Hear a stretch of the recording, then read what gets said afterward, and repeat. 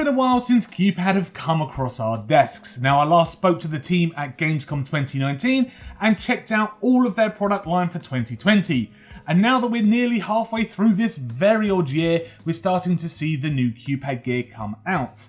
So this is our review of the QPad QH-95 gaming headset. Now, QPad have always retained a decent build with their peripherals, and it's no different with the QH-95. The frame itself is made from aluminium, which feels very tough to hold. I've stretched them around for a decent amount of time, and sure, there was a couple of creaks, but I never felt like these headphones were going to break on me physically. The brackets that hold the ear cups are also very sturdy, and the ear cups have around 30 degrees of movement, and the headset as a whole is very light. So the actual headband itself is covered in a very soft leather on the top and bottom, and the underside is very padded, which made it very comfortable to wear for extended periods of time. The ear cups are also covered in soft leather and made from memory foam, so the tension to the skull is kept to a bare minimum.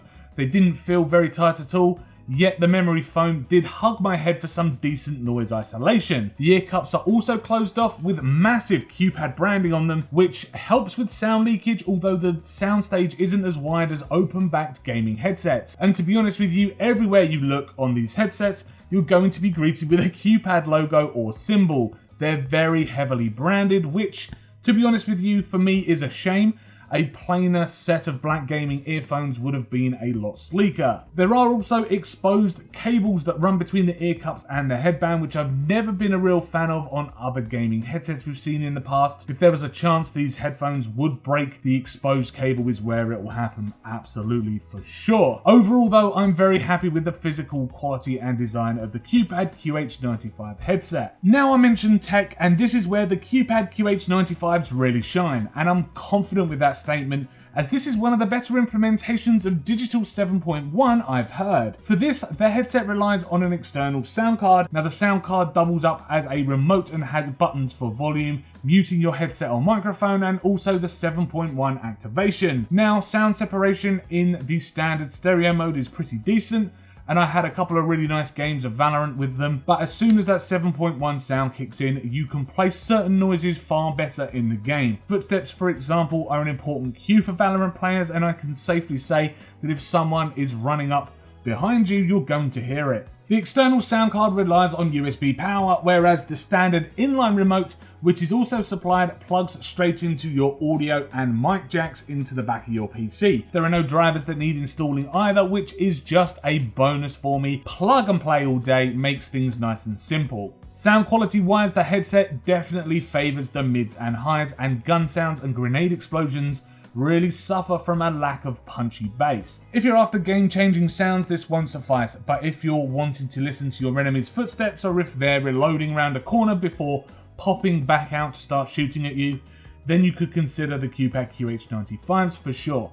After all, the box does say they're suitable for pro gamers and pro gaming premium headset. This is far from the worst sounding headset, and when in games you're concentrating on those pinpoint sounds that you forget about quality, as getting those clutch kills are so much more important in that moment. When listening to music, however, or if you're playing a casual single player narrative title like Red Dead Redemption 2, it's pretty much the same thing.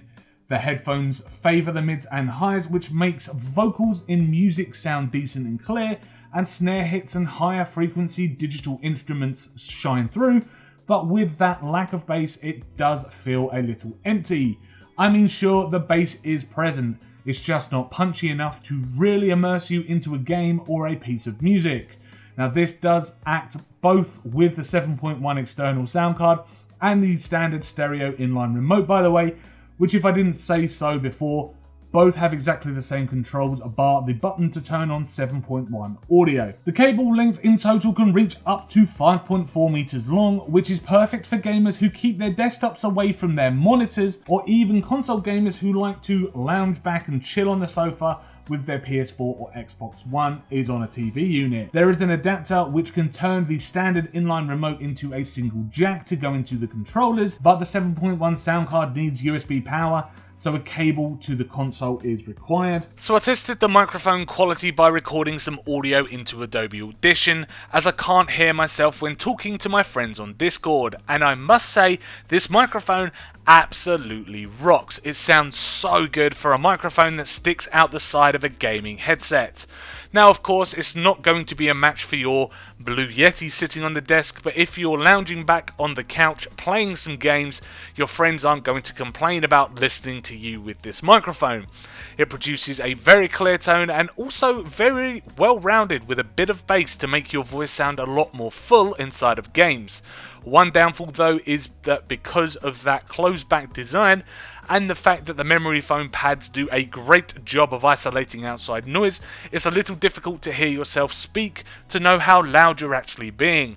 I would have liked to have had some kind of audio pass through so I could monitor my vocal level in my headset, but this is an ultimate nitpick at this point. The microphone itself is on an articulating boom arm, so it can be bent into a position most suited to your mouth, and it actually does a terrific job of keeping background noise down.